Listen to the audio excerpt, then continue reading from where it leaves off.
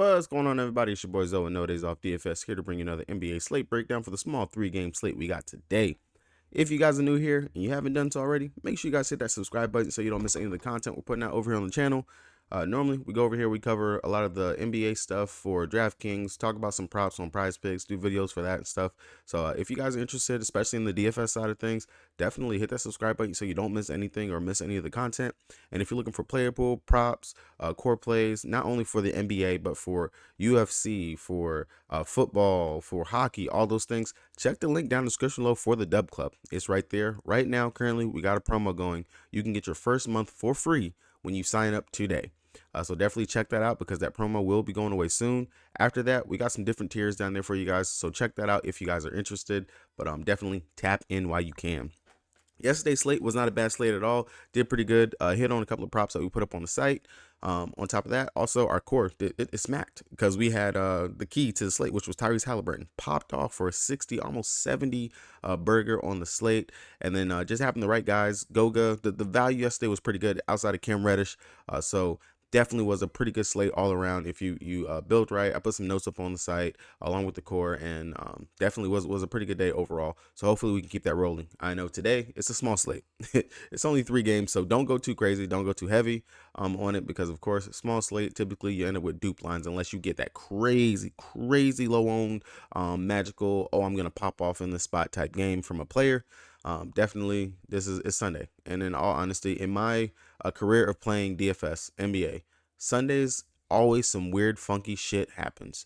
I don't know what it is, I don't know why, but always on Sunday there's always something crazy that happens. So with that being said, let's go ahead, let's look over at the injury report, see if we got some injury news. Now there's more games than 3 on the slate today, but if you're only playing just the main slate for DraftKings, we're only going to get the Golden State Warriors taking on the Cleveland, which, looking at them, Klay Thompson's a game time decision, but he should be playing today.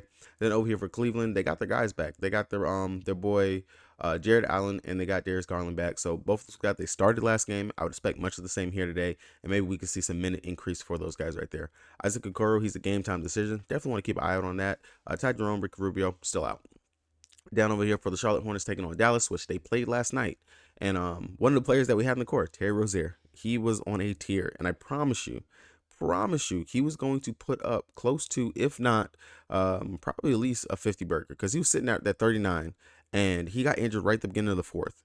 The way that he was clicking, and the way that the Hornets were clicking down the stretch, I'm very sure Terry was on his way to at least a 45, close to 50 burger right there for his own. So hey, it's still, I'll take what I got from Terry. Really good, outperformed what I was expecting for him. So we'll take that. He's been the man. But with Terry Rozier being a game time decision, he pulled his groin. I very much doubt that he's going to play today. So we might actually get to see Brandon Miller slid into the starting lineup or something like that. Might actually happen. And with Terry Rozier being out, of course, the ball will be in Melo's hand some more. But on top of that, I think that boosts guys like Gordon Hayward, who I said yesterday is not the sexiest name. I never really liked playing Gordon Hayward, but yesterday, Gordon Hayward, of course, and throughout the start of the season has been a play. So I'm definitely will keep my eye out on that. Definitely look for some props. If Terry Rozier is ruled out, of course, Melo's assist, if they put it back at that 7.5 line, that'll definitely be something I might want to take advantage of. But Gordon Hayward himself, that will definitely be someone I want to take advantage of in the spot, especially for his points and assists again, because he's going to be a secondary playmaker out there along with LaMelo and Brandon Miller. So keep your eye out on that. Outside of that, all the other guys are out that have been out. Over here for the Dallas, Kyrie Irving, game time decision, but he's expected to play. I don't expect anything different right there. And then everyone else, not too worried about that. It is what it is over there for Dallas. And then for the Memphis Grizzlies, Aldama, he's a game time decision. When I looked at everything, I want to say that he's trending, might be able to play, but we'll keep an eye out on that. Other than that, this is a repeat of the game that we just recently saw. And if you stack this game, it went to OT. If you stack the right pieces from this game, Desmond Bain, Jaren Jackson Jr., Zaire Williams, Michael Brogdon, and Sharp, you did really good on that last slate. So much the same. We got this again. Kamara, which low usage player, doesn't do anything with the minutes that he got in that last game. Played 30 plus minutes and just straight shit. But Scoot, he's still out. Simons is out. Wainwright is out. So definitely, of course, we will have a shorthanded Portland team again here. Pretty much same thing going on for Memphis again as well. So luckily, we've already seen the game, so we kind of can know how it's going to go. All right, going over here to DraftKings. Like I always say, if you guys don't have an account and you want one, check the link down in the description below so you guys can get that deposit match bonus and join your boy over here on the King. Over here on the Warriors side, we already know where the production is going to come from. Steph Curry playing amazing this season. Has really hit the ground running, scoring wise. Of course, doing this little bit that he does with his playmaking, rebounding the ball very well for a guard. Nothing new really to expect with Steph. Definitely a worthy pay up option if you actually can get there. Don't mind it. The game should be close playing against Cleveland. We know Cleveland, they're not playing as slow as what they were last year, so this is a much faster paced Cleveland team. Definitely do not mind, especially the style that the Warriors play. They run up and down the court all the time. Long as Cleveland keeps it close, I could definitely see Steph Curry. Excuse me, sorry. I could definitely see Steph Curry getting there on the slate, so I do not mind that. And Chris Paul finally coming back down into that mid 6 tier range where he's more valuable. I think if we can get him maybe another 300 less, I wouldn't mind clicking on Chris Paul. Don't mind that. If Klay Thompson, if they decide to sit Klay on today, Chris Paul, of course, will definitely be vaulted into consideration, especially at 6'9". More shot opportunities, playmaking duties and stuff like that. He might even start. Would be very interested to see if that happens. But definitely Chris Paul will be in consideration if we do get the news that Klay Thompson, hey, we're going to sit him. Draymond Green, never really feel great clicking his name. I still don't. Only playing close to low 30 minutes. Of course, every game his minutes have ramped up. If you're going to tell me he's going to play about 35 minutes in this game, maybe. They are going to need his size. You got the Twin Towers and Evan Mobley and Allen down there. So definitely don't mind looking at Draymond Green. This is definitely a bounce back spot for Kevon Looney. He got played off the floor in the last game, only 11 minutes. But looking at the game logs and everything going up against the Cavs, they actually have used his size and needed him. He's played at least 20 plus minutes in his matchups going up against them after they acquired Jared Allen over there for them. Andrew Wiggins, Kuminga, Saric, all these guys, not really too interested, especially Andrew Wiggins. He's really just having a down season so far. The bounce back game is going to come. It's going to get there. But right now, don't really feel like I have to get there at 5'3". I would much rather come down here and pay for the value I can get in Saric, who coming off the bench, great fantasy point per minute producer, literally has not let down yet. Definitely do not mind going down there to him at 4-5, one of the decent value plays that we have on today's slate. Outside of that, everyone else is the toss up for consideration. Over here on the Cleveland side, like we said, we got Evan Mobley and Darius Garland back last game. If they can come out here and actually play, give me about 35-ish or plus more minutes, I don't mind taking a stab at Darius Garland, knocking down the shot. We already know he's going to get the assist. He's a really good playmaker when he's out there on the court, and especially with the fast pace that they're trying to play with now. Maybe that might definitely help a little bit more. So I don't mind going out here to Darius Garland, Evan Mobley, even with Jared Allen back. I also do not mind Evan Mobley. Definitely, if you watch what Chet just did last game, understand playing kind of somewhat two different positions, but Evan Mobley does double as a center as well, and definitely is used for his rim protection that he can offer. I don't mind going to Evan Mobley. He's had some pretty decent games going up against the Warriors as well, sitting at 7'9". Donovan Mitchell, 9'6". To me, he has to get there with his scoring. I'm not really too sure if I want to trust all that into him for him to get there in that right there. Come down from the 10K price tag at 9'6". Not bad, but if I'm going to spend up that high, I will just go ahead and play Stephen Curry, who's sitting right there at 9'5". I'd rather just go ahead and pivot over there to that versus Donovan Mitchell. So definitely a GPP option if you feel like Donovan's going to come in lower owned versus Steph Curry. That's definitely a pivot that you can make right there at that position.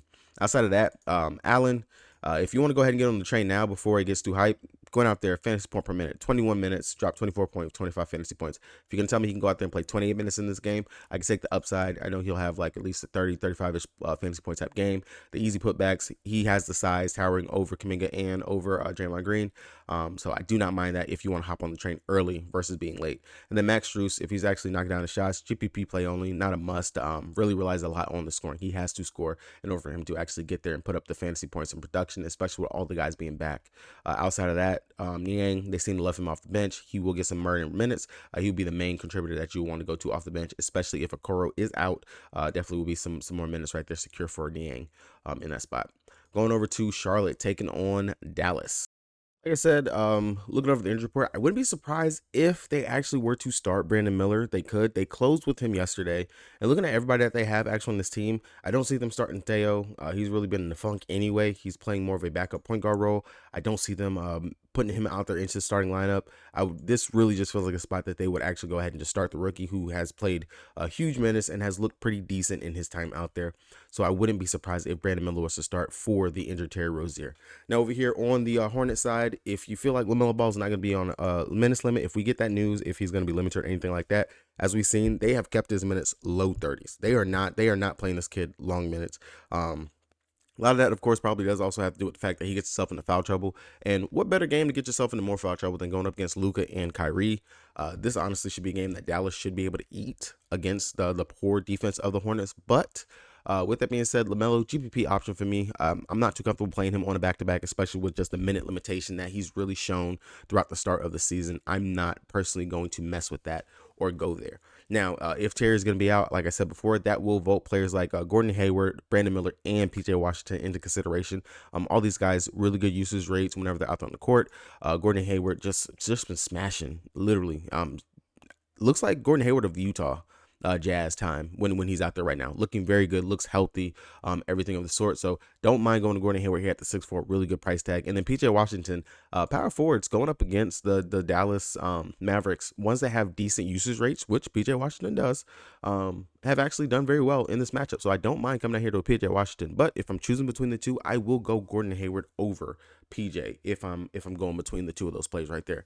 Brandon Miller, like I said, decent value play to me. If he does start, we know he's going to be guaranteed at least 35-ish plus minutes out there if he can start, as long as he can keep himself out of foul trouble as well. Like I said, it is a pretty tough matchup going up against Luka Doncic, who knows how to draw fouls and literally hunts for them.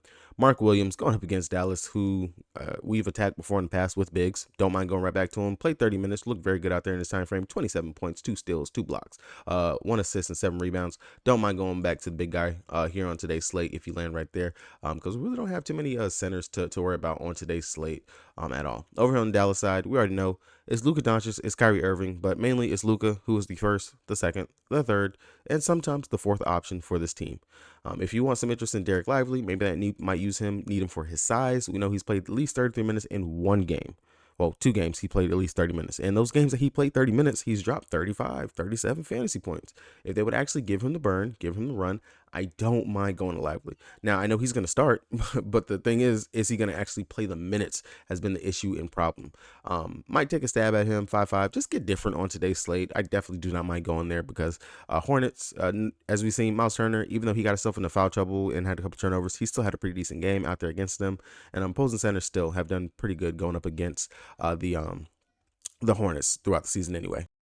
Yeah, like I said, trying to plant some flags on a slate like today, especially with it being 3 games. Might actually go ahead and take a stab at Derek Lively though. Just looking at the numbers and what opposing centers have actually done. Just hope that they go ahead and play him minutes. I mean, Luka and Kyrie, they're both really high on this kid. He's a really good player. Definitely has the explosiveness and the athleticism to hang out there with Mark Williams out there on the court. So really interested. And then of course, Luka, 12K. I mean, if you could fit him, if you could legit build a really good lineup around him, just play him. I mean, the floor, the safety that he has is there. One game where he dropped 46 fantasy points going up against the Bulls, but outside of that, the dude's at least giving you 60 plus fantasy points. And in a matchup that we just seen Tyrese Halliburton go off for 69 fantasy points, that's Tyrese Halliburton. Now let's get Luka in there, and you know what Luka can go out there and do. Ridiculous. Just ridiculous the upside that Luka should have inside this matchup. And if his assist prop sitting at 7.5, 8.5, wouldn't mind taking the over on that. The Hornets, they're allowing a shit ton of assists to opposing point guards, so I will go ahead and take the over on that. That'll be one of my favorite prop plays for today. Waiting for a pair to pop up for me to actually hammer that. And go big on a slip, but yeah, definitely we'll be playing that one today. All right, going down to the game that we've already seen, going right back to it. The Memphis Grizzlies taking on the Portland Trailblazers. Legit, we already know where we're going. It's Desmond Bane, Jaren Jackson Jr. For both of these guys. Really had a great game last time out. Don't mind going right back to them again here. Probably again a stackable game if you want to. If you want to get different, stack some of the other games and just get a piece or two from this game, because I'm pretty sure a lot of people will be heavier to stack and play this game. The prices, they're not bad. 8,700, 8,400 for these guys. Marcus Smart still sitting at 6'8". I wouldn't mind if his price came down just a little bit, but still Marcus Smart definitely in play. Or at the bounce back spot after 2 bad games that he's had.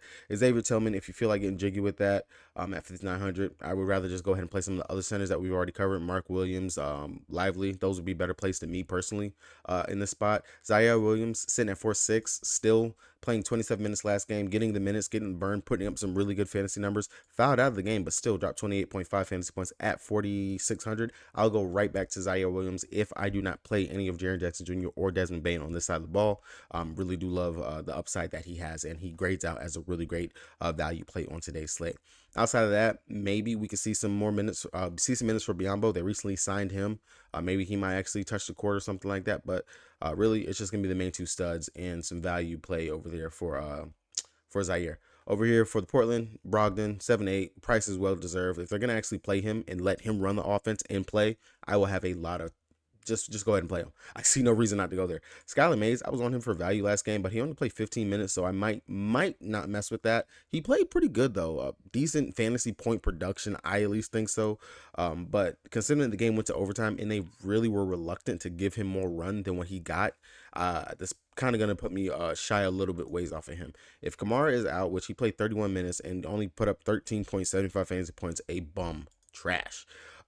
If he is out, maybe we could see some minutes for a Walker or something like that. But primarily over here, it's just going to be Brogdon. It's going to be Sharp, and I'll take a stab at Ayton or Grant as lower owned possible plays right here. Grant, last couple games has looked pretty decent. 42.5 fantasy points in that OT game, 44 minutes. Took a shit ton of shots. Didn't really make them all, but Grant, worth the play. Ayton, but mainly it's just going to be Sharp and Brogdon if I'm taking any of the guards or anybody over here for Portland. And if you want to take a stab at Mays and hope maybe he can get 20 minutes here in this game and at least give us like 15 to 18 fantasy points, he's worth a stab. As you can see, like I said, 3 for 8, 1 for 5 from 3. So if he actually made like 2 or 3 threes, he would have been there. Would have been bad. Wouldn't have been bad. The peripheral production isn't going to be there, so we're relying on him to actually score. Not a bad matchup for him, so definitely worth a stab and worth a look on a small 3-game slate. All right, guys, that's going to be it for me. Like I said, if you guys want play pool, cores, and prop plays and stuff like that, not only for just myself for the NBA, check the link down in the description below for the Patreon. Hopefully everybody cashes out. Have a safe Sunday, and I'll see you guys again tomorrow. Peace.